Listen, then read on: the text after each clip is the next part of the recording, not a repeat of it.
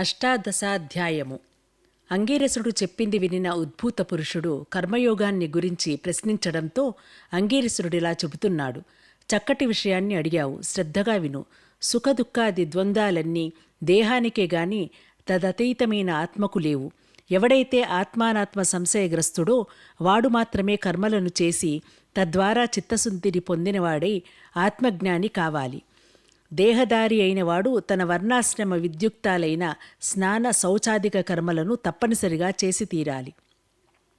స్నానము చేయకుండా చేసే ఏ కర్మ అయినా సరే ఏనుగు తినిన వెలగపండులా నిష్ఫలమే అవుతుంది. అందున బ్రాహ్మణులకు ప్రాతస్నానము వేదోక్తమై ఉంది. ప్రతిరోజున ప్రాతస్నానం చేయలేని వాళ్ళు సూర్య సంచారము గల తుల, కార్తీక, మకర, మాఘ, మేష, వైశాఖాలలోనైనా చెయ్యాలి.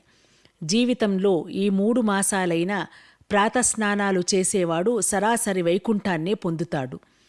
చాతుర్మాస్యాది పుణ్యకాలాలలో గాని చంద్ర సూర్యగ్రహణ పర్వాలలో గాని స్నానము చాలా ప్రధానము.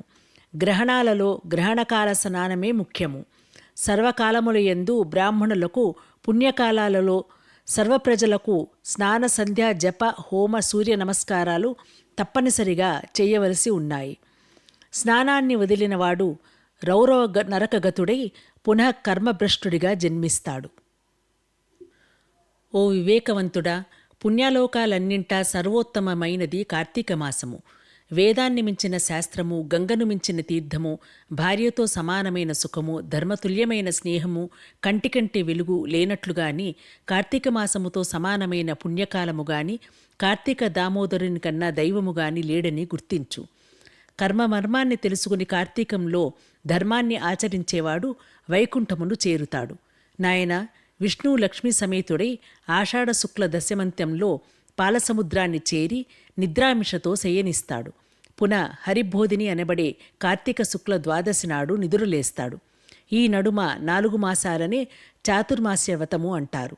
విష్ణువునకు నిద్రాసుఖప్రదమైన ఈ 4 నెలలు కూడా ఎవరైతే హరిధ్యానమును పూజలను చేస్తూ ఉంటారో వాళ్ల పుణ్యాలు అనంతమై విష్ణులోకాన్ని పొందుతారు. ఈ విషయమై ఒక పురాణ రహస్యాన్ని చెబుతాను, విను. ఒకానొక కృతయుగంలో విష్ణువు లక్ష్మితో సహా వైకుంఠ సింహాసనాన్ని అలంకరించి ఉండగా నారదుడు అక్కడకు వెళ్ళి వారికి మ్రొక్కి, హే శ్రీహరి, భూలోకంలో వేదవిధులు అడుగంటాయి. జ్ఞానులు సైతము గ్రామ్య సుఖాలకు లోనైపోతున్నారు. ప్రజలంతా వికరుములై ఉన్నారు. వారెలా విముక్తులవుతారో తెలియక నేను దుఃఖితుడనవుతున్నాను అని విన్నవించాడు.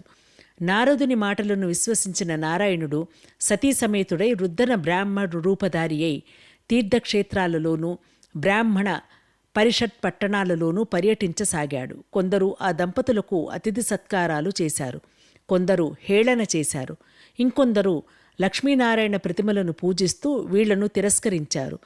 కొందరు అభక్ష్యాలను పాపాచరుణులని చూసి శ్రీహరి ప్రజోద్ధరణ చింతనామానసుడై చతుర్భుజాలతో కౌస్తుభాది ఆభరణాలతో యథారూపాన్ని పొంది ఉండగా జ్ఞానసిద్ధుడనే ఋషి తన శిష్యగణ సమేతముగా వచ్చి ఆయనను ఆరాధించాడు, అనేక విధులుగా స్తుతించాడు. ఈ వీడియో మీకు నచ్చినట్లయితే లైక్ చేయండి, షేర్ చేయండి, మా ఛానల్ని సబ్స్క్రైబ్ చేయండి.